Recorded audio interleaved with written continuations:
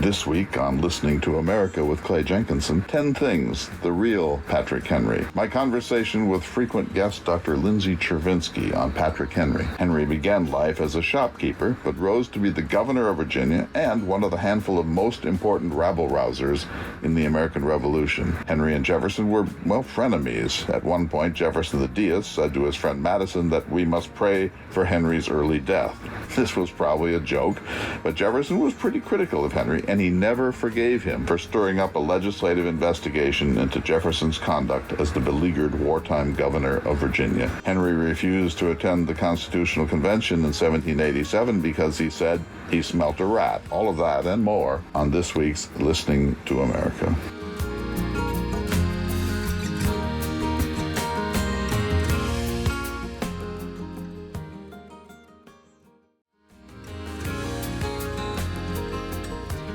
Clay Jenkinson is a public humanities scholar, a writer, a master interviewer and moderator, documentary filmmaker, and a historical impersonator, a Chautauquan.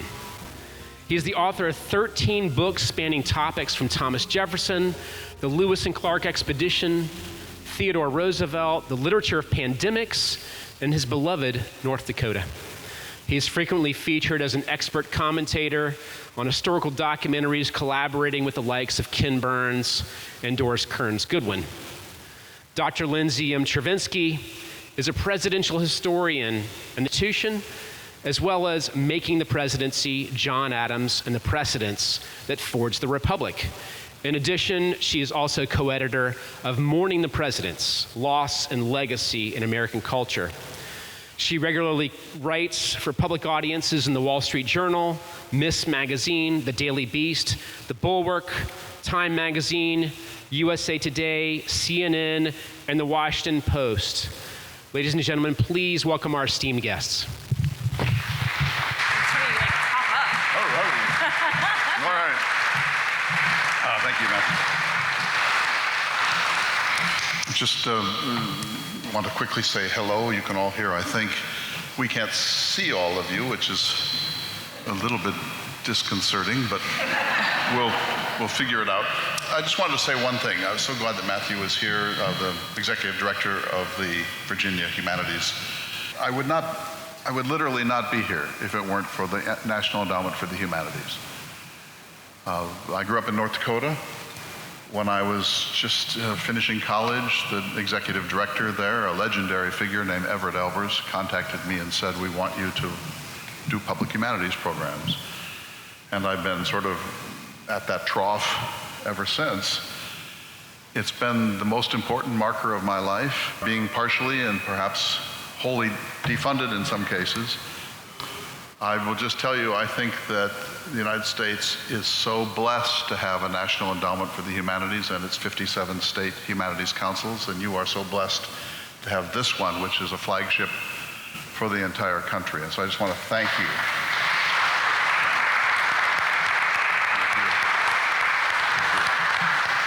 And if you agree with this, and I think you do, you might let your senators and Congress people know, because this story is far from over.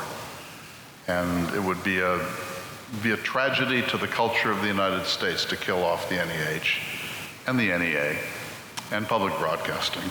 All right, enough of that. So the second reason I'm here is because of Lindsay. So Lindsay and I have become good friends, and she's a frequent guest on my radio program and my podcast. And we were in Vail, Colorado, giving a talk not so long ago, and the debate was about which of the founding fathers was the greatest, who was the indispensable founding father. And we were riffing on Douglas Southall Freeman's book, his 12-volume biography of George Washington, which he called The Indispensable Man. We debated for an hour and a half, and I think I won on points for Thomas Jefferson, but every time I would say Jefferson invented American wine, and Jefferson was a paleontologist, and Jefferson was one of the great architects in history, and Jefferson wrote the most famous document in America, and she'd say, yeah, but I'm for George Washington. I'll say this to you, Lindsay. I think I'm on pretty safe ground here. If you took any founding father whatsoever and said, who is the hero of freedom of conscience in American history, if you had to choose only one, that would absolutely be the third president of the United States, Thomas Jefferson. I'm dropping the mic. Well, first of all, thank you all for being here. As Robert said, when they said, will you come back? And I said, can I speak in the church? And because this venue is just so spectacular, how often do you get to pop up out of a pulpit and be in this type of space? So it's a thrill to be back, and I know that this audience is one that is deeply, deeply committed to history and the story and local history, and so anytime we have the opportunity to talk to those types of audiences, in theory we call it work, but really it's just a privilege. So thank you all for being here tonight. Clay is cheating because he knows that while I generally give Jefferson a hard time, as listeners to the podcast and the radio know, the thing I give him the most credit for is his contribution on religious freedom. So he's setting me up. Because yes, obviously, Jefferson's the best on the First Amendment. Wait now. I don't like your tone. What was Take that? the win, man. Take the win. What was that? Obviously. Grudging. I'm grudgingly Why would you be acknowledging. grudging? This is a single contribution to civilization, and it's probably one of the top 10 documents in the history of liberty. Magna Carta, the British Declaration of Rights, the Virginia Declaration of Rights, our Bill of Rights. Jefferson's Virginia statute is the boldest thing ever said up till that moment on freedom of conscience. I don't disagree with that. I think it's the best thing he wrote. Yeah. However, we are leaving a very important figure out. Who might that be? James Madison? When people talk about the story of Jefferson, as they often do, they talk about all these brilliant words he wrote, which he did. And they talk about all of these grand ideas he had, which he did. But they don't often then talk about the next piece, which was how they actually came to be, or how they were actually passed, or how they were actually made legal. So the First Amendment is great. Who shepherded the amendments through Congress? The Virginia Declaration is great. Who ensured that it was passed? It was the much smaller, much less colorful, Much more prosaic. much better Educated. politician, Yeah. James Madison. Okay, so fair enough. I'll give you that, but I'm going to make one adjustment if I could, or at least a trial balloon for you.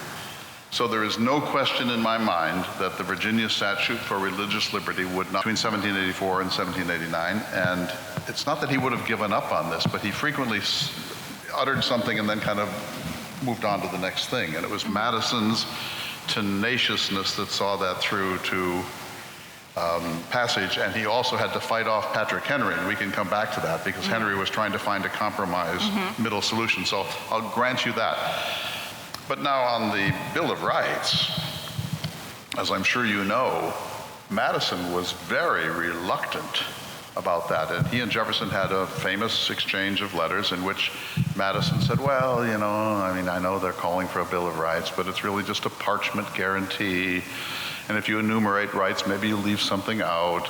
And he was very lukewarm, and Jefferson wrote back one of his strongest of all of his letters and said, what every people on earth has a right to expect against its government is a Bill of Rights. This can never be left to inference. It's not implied in this or any other constitution. It must be spelled out in plain English. And partly because of that, Madison stepped up in the first Congress of the United States and made it happen. Right, so I'm going to set you up here because the first Congress, Madison saw this through during the first Congress of the United States. He got himself elected in part for that purpose. The first Congress was not just a Congress, it was arguably the most important Congress in American history, and you're the expert on this because they were doing a few other things, weren't they? Indeed. Treasury, war, state, etc. So this was almost a second round of the Constitutional Convention under the auspices of the first Congress. Yes, so there's actually a great book called is it the Second Founding or the Second Creation? I think it's the Second Creation. I think so too. By Jonathan Ginyap, and it looks at what Congress did in the years immediately following the Constitution. And that first summer, so the summer of 1789, first of all, they start late because Washington was not inaugurated until April 30th, 1789. In that summer, they pass the Bill of Rights. They create the War Department, State Department, Treasury Department, and Attorney General. Judiciary. They create the federal judiciary, because the Constitution does not, it says that basically Congress can, but not that there is a thing. They also decide what to call the president, which was a huge debate and took up a great deal of time.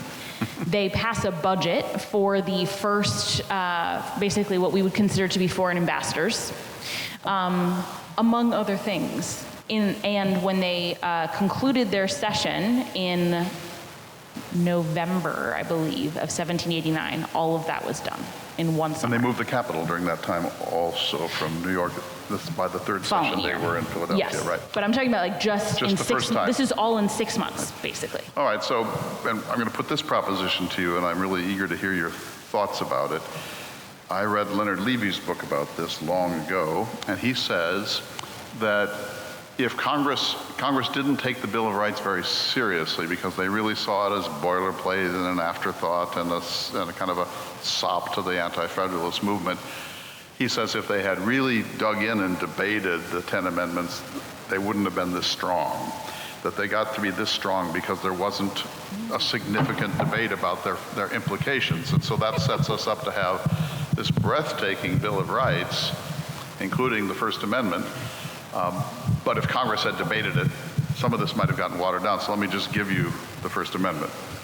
Congress shall make no law respecting an establishment of religion or prohibiting the free exercise thereof, or abridging the freedom of speech or of the press or the right of the people peaceably to assemble and to petition the government for a redress of grievances.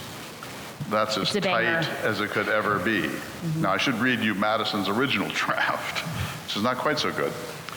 The civil rights shall not be abridged on account of religious belief or worship, nor shall any national religion be established, and so on. So Congress did shape it a little and tighten it a little. Now, it wasn't the first of the amendments. It was number 3 on Madison's list, and 2 of them did not pass at that time. So people say, oh, the First Amendment is the priority, but that really isn't the case, is it? Yeah, no, I agree with this. I think that argument is really compelling because I do think it was, in many ways, the amendments were passed as fulfilling a campaign pledge. And it wasn't even so much that they were planning to use them right away or that they needed them right away, but that they promised they would do it, and it was important, and so they were going to do it. And Madison had gathered proposals from tons of states and had dozens of potential amendments and narrowed them down. Everyone can benefit from an editor, so clearly he too benefited from an editor. Some of the most important ones and impactful ones over the course of American history are farther down. And not that we necessarily prioritize them less now, but I don't think that there was an articulated order in their mind.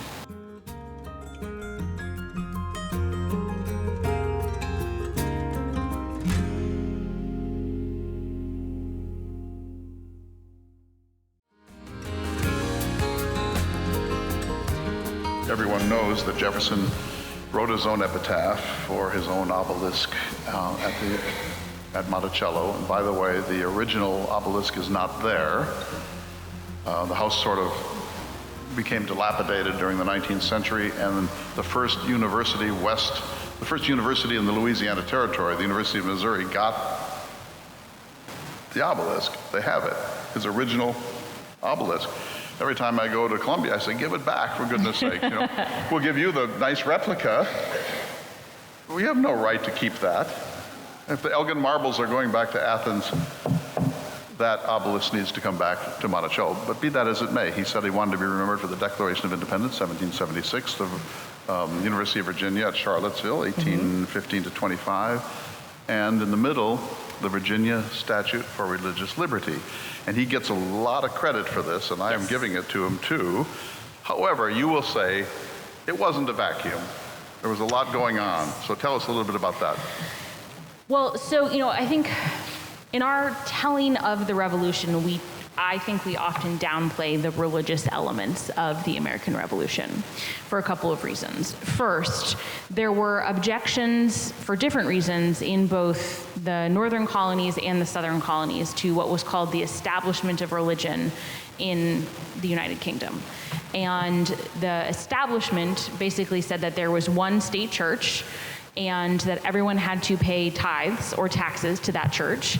And if you didn't attend, that was fine, but you did have to pay a penalty for not attending. And if you were not a member of that church, you could not hold public office. And there were other privileges of being a member of society that you could not be a part of if you were not a member of that church. There were political test oaths. You couldn't hold public office unless you subscribed to the monopoly religion. Yes. So the Puritans in Massachusetts had their own objections because they were a different sect of religion at the time. They believed that the method of Christianity that was practiced in Great Britain was not reformed enough. They had what I would consider to be a more severe form of practice, certainly I think a more serious form of practice. In the southern colonies, there were Quakers, there were Baptists, there were Jews, there were Catholics, there were all different types of sects of Christianity. And there was increasingly an expectation that there would not be a state religion because there were all of these different parameters. Now, I do think there was still judgment against, like, if you were not religious, if you did not attend some form of house of worship, that was something that people generally held against you. But if you did belong, that was sort of the acceptable marker. And so when we were leading up to the Revolution, one of the main complaints was that the British Empire was enforcing this participation in this one type of church, was excluding others, and was going to take away the privileges of certain states in favor of others. So this was a big issue for Massachusetts because in the lead up to the Revolution, as part of the sort of pushback against their rebellion, there was a threat to take away the Massachusetts Charter and to expand the rights of Catholics, especially in Canada. And so the Puritans in Massachusetts hated this idea and resented it, and it was a part of their rebellion. So that is sort of setting the scene of what the cultural expectations about religion were at the time in the lead up to the Revolution. I know no law is binding forever, but this one should be. Here's what he says. The rights hereby asserted are the natural rights of mankind, and that if any act shall hereafter be passed to repeal the present or to narrow its operation, such act will be an infringement of natural right. In other words, don't you dare ever mess with this. Don't you dare. I love that because you can see how passionately he's committed to this principle. And I think that we would be a much different people if we hadn't made this happen. Now, probably it would have happened in some way without Jefferson, but he really knocked it through the goalpost, didn't he? I agree. I'm curious what you think about, because today when we talk about the First Amendment, unless we're talking about Supreme Court cases, often the religion clause doesn't really come up. We're often talking about freedom of speech. It's about to come up. This was another landmark case in the history of religious liberty. And I think there is a pretty strong feeling by some members of the court that that was a mistake and it should be overturned. And so if Jefferson were here, I know what he would do. He'd get Madison to go work on this. Very true. Yes, I think depending on the case, there are 6 votes for that. Yeah. So where would you like to go next? How should we discuss how what I think is so interesting, I was kind of getting at with my question, is that and you were answering this with your chart, that their understanding of the First Amendment and how they thought about it and how they interpreted it in the 1790s is quite different than how we think about it today. So should we talk about some of that early history? So I'll just quickly say what little I can say about this, and then you do it, because I think you have something in mind. I think what they really meant was there can't be a national church, there can't be a state church. Mm-hmm. We aren't going to have an established church. And I think that's clear from both Madison's original draft and the final draft. Mm-hmm. The other side of it is a little less easy to define. What curtails someone's religious expression? Mm-hmm. When are we not allowing people to pray when they want to and where they want to and so on? And I think for the first more than 100 years, the idea was as long as we don't have a state church, it's probably going to be okay. And Jefferson, I think, was an outlier in his belief in absolute freedom of conscience. I think that he's a radical then, and I think he's a radical through the 19th century. But then in the 20th century, as each of these cases came up, what do you do about a crucifix on a publicly owned mountain? What do you do, et cetera? The sort of the short answer to that, Lindsay, is when the court got it, they kind of took a deep breath and said, yep, that's got to go too. They were really taking it to its extreme. And I think that for some evangelicals, that's regarded as something of a distortion of the intent, and that's where some of the debate is coming in. Yeah, I mean, I think there are a couple of other pieces. So they were also, in addition to having the no set church, they were also quite insistent that there be no religious tests. Taxations. For office. So for example, if you wanted to run for office, you could run for office and be Catholic. And that did happen, actually.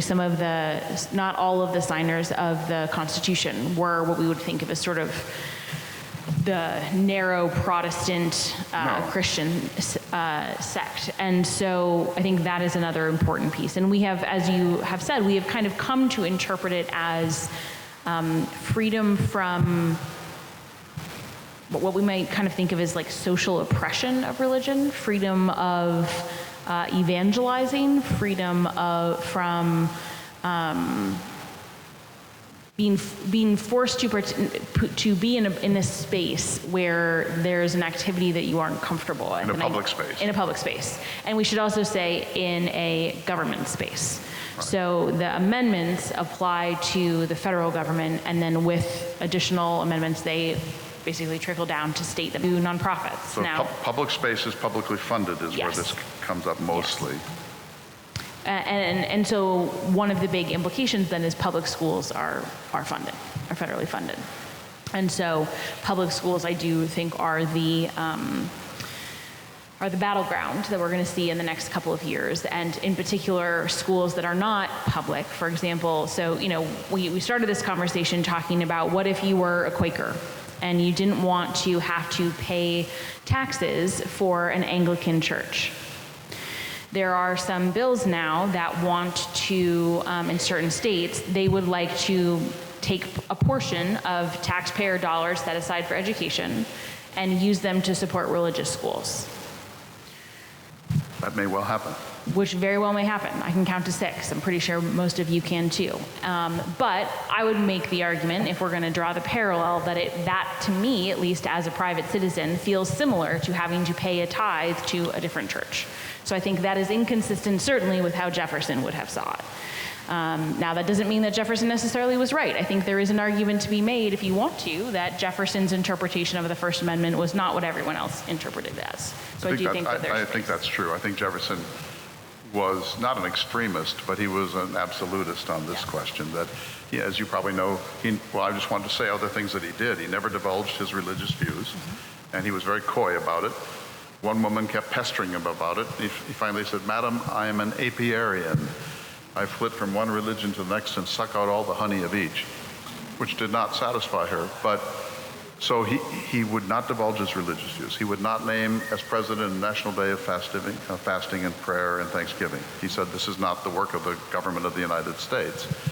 He would not divulge his birthday because he didn't want us to create cults of our early presidents, and he was a little alarmed by the cult of Washington, but that was our veil conversation, not this one.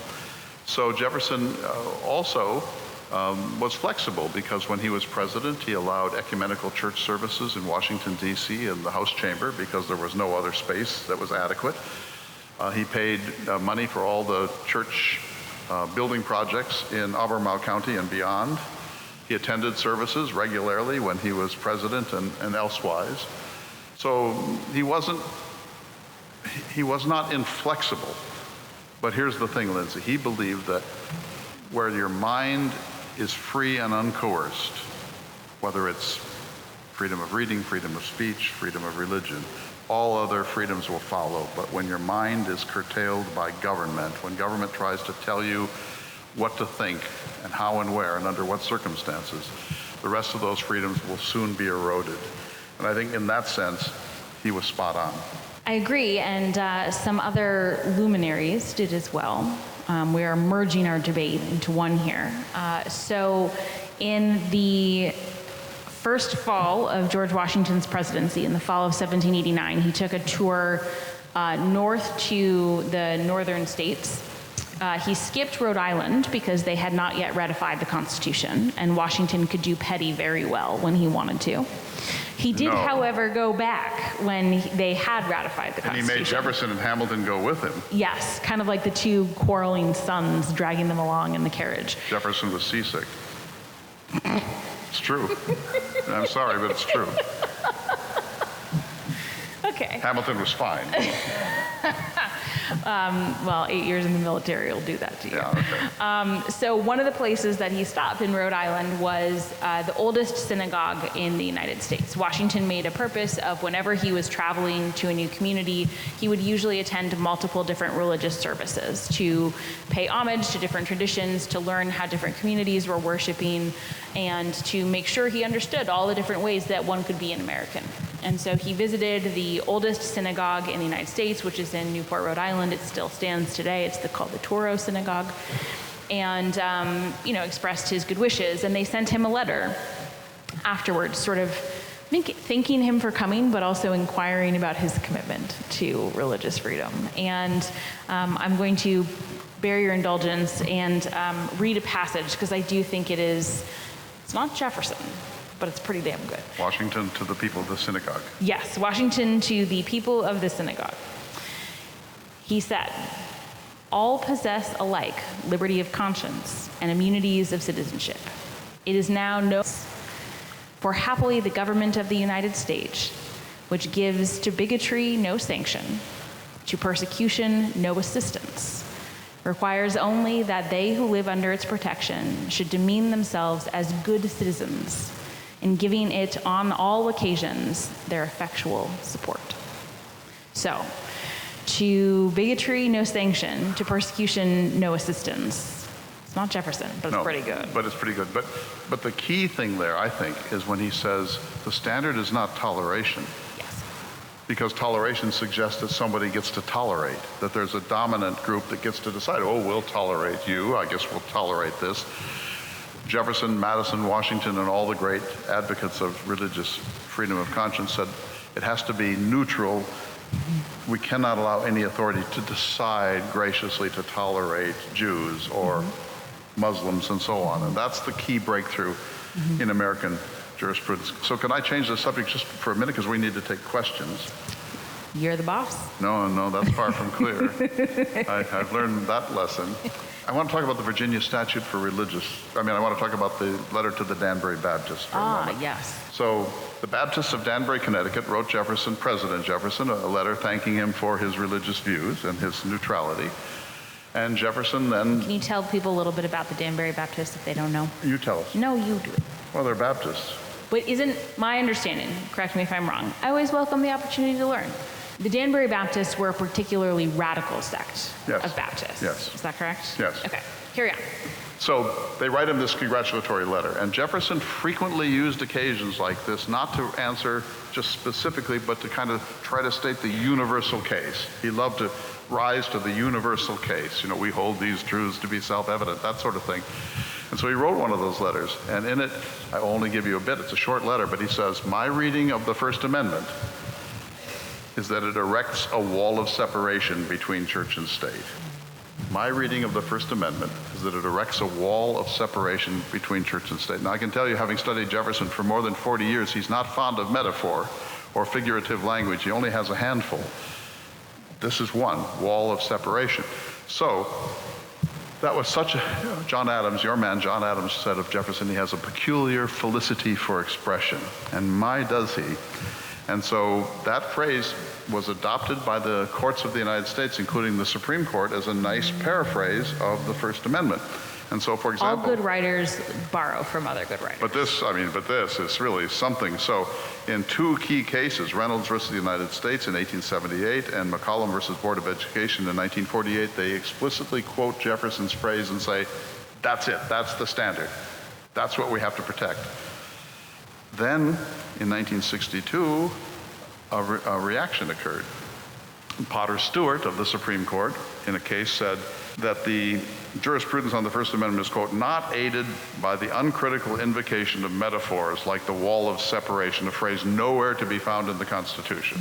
You can see there's a little sarcasm there. And then William Rehnquist went farther in 1985 when he was Chief Justice, and he said, "Unfortunately, the Establishment Clause has been expressly freighted with Jefferson's misleading metaphor for nearly 40 years." So there's this reaction that we're still in the midst of today. So just want to say this much more. I have a friend at the Library of Congress, he's now retired, Dr. James Hudson. He was the director of the Manuscripts Division. And we became good friends over some digitization of Theodore Roosevelt's papers. And he used I'm going to use a technical term, a super duper scanner that can see behind the line, the 3D, that can get behind the line and so on. And so he read this document again. And what Jefferson originally said was, we need a wall of eternal separation between church and state. Wow. He toned that down a little when he sent it to the Danbury Baptist. But you think, well, I bet Madison had a hand in that. Like, Probably so. Maybe just bring that down a little volume, sir. That sounds like a Madison wall of edit. eternal separation between church and That's state. definitely a Madison edit. That phrase has become so potent in American life, and it is a beautiful, tight paraphrase of the purposes. And that wall has at times stood tall and at other times looked a little porous. And I mean no disrespect, I'm just trying to describe this, that people who have a very strong evangelical view that this is a Christian nation, always has been and should be more proud of that, they are looking for any way through that wall of separation because they think it was a false doctrine put forward by a deistic and Unitarian man, and that it didn't really reflect American ideals, and that it's time to correct that. And so this is what you do in a democracy. You debate these key texts, and it's never over, is it? No, it is not. And in fact, it is up to every generation to try and create a slightly more perfect union. Never perfect, but slightly more perfect. The question is, would we be more perfect with less of a wall of separation, or would be more perfect with a higher wall? And I think that's an open debate in this country at this time. And if you have a strong opinion about it, to circle back to the beginning, you should tell your representatives and senators, because they can only serve the constituents they hear from. And they don't hear from that many, and the ones that they do hear from, they tend to listen to.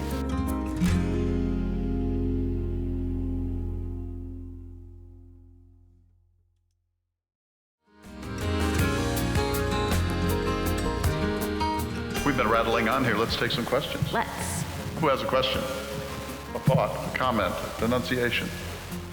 First of all, thank you very much for this elucidating discussion.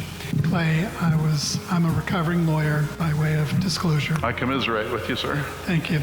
I was very interested by your description of the First Amendment coverage and belief getting broader and broader. Now it seems to be getting narrower. A little. A little. Your comment about charter schools or religious schools being part of public schools is going to happen. We don't know yet how it's going to be adjudicated, but we can predict. We can predict, and that is the point.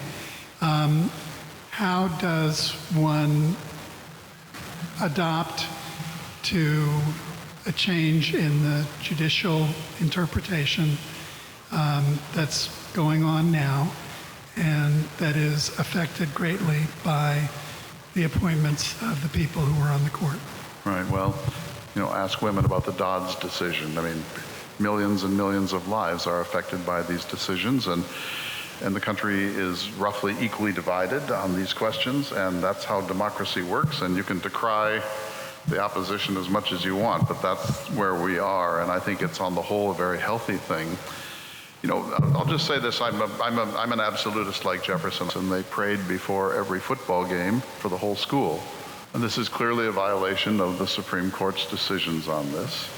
So my wife then was a kind of an ACLU type, brilliant lover of liberty. She went to the school board and said, you're in violation of the Supreme Court's decisions about things like this. And they denounced her. And then for the rest of the school year, when they prayed before the football games, my daughter's name is Catherine, they would say on the intercom, we're now going to pray for the mighty, whatever they are.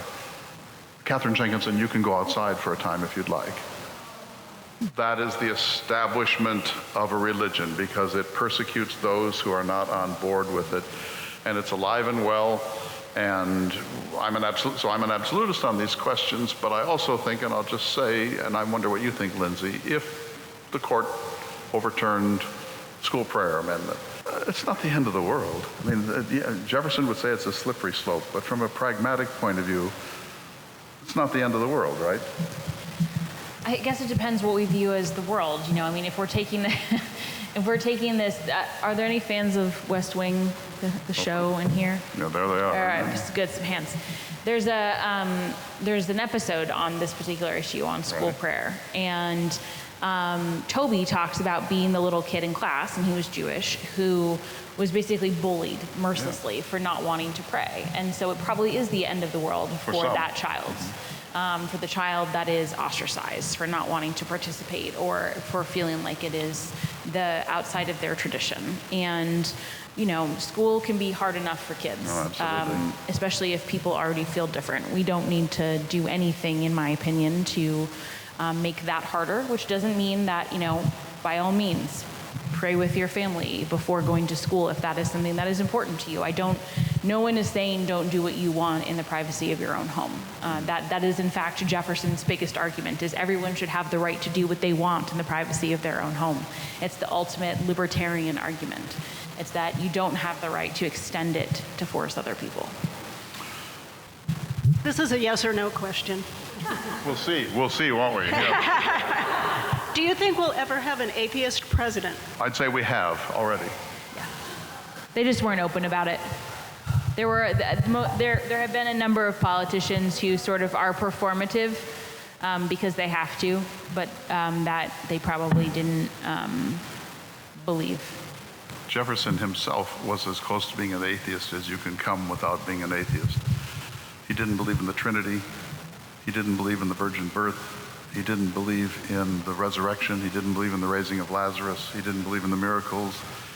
When he edited the Bible as a private meditative exercise in his retirement, he removed all the miracles and all of the healings except Jesus' healings of children. He had lost 4 of his 6 children in their childhood, and he just couldn't bear to remove those. But he was a Unitarian and a rationalist, and essentially it was a halfway ground to atheism.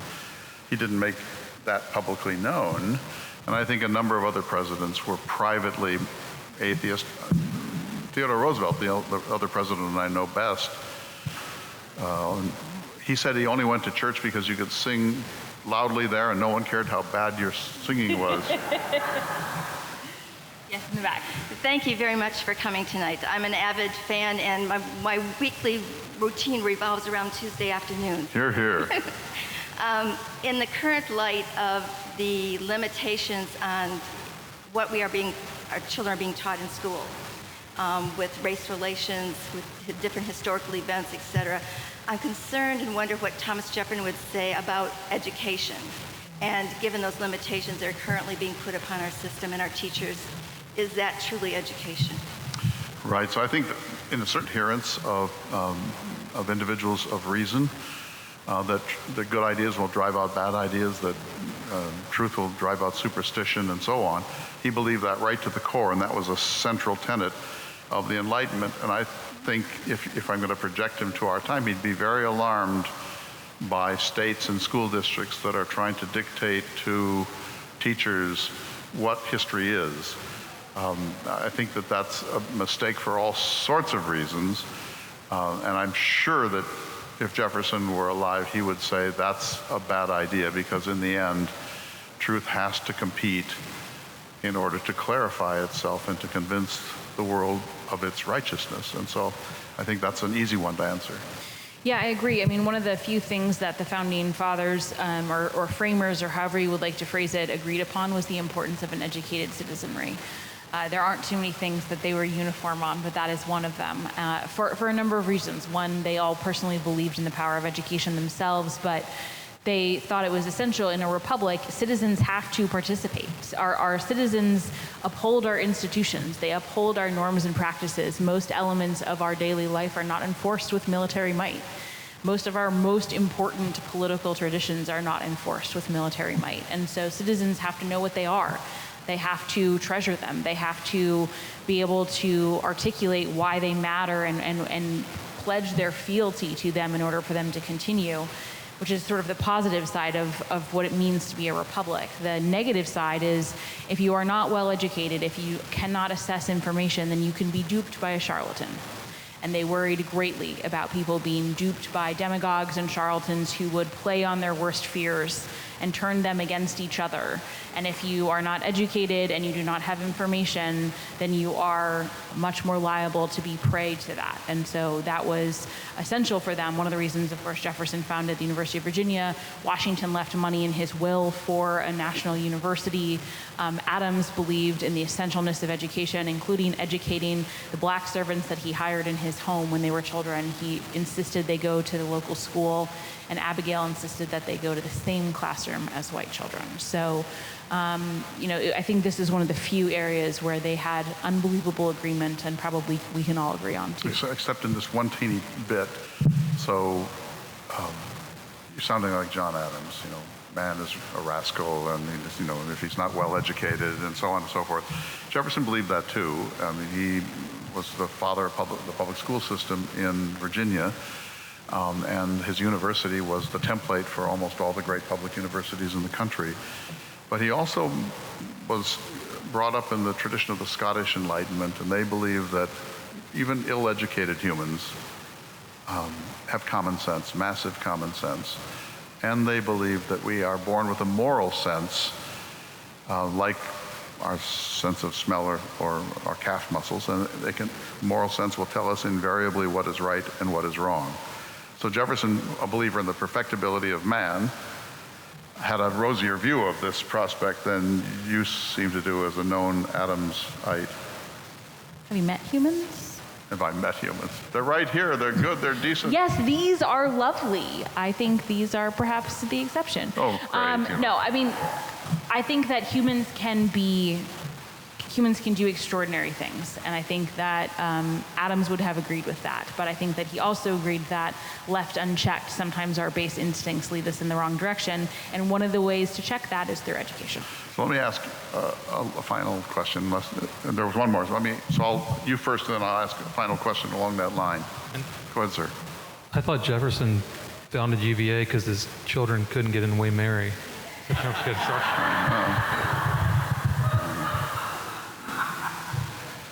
Thank you guys for coming and sharing your insights and wisdom.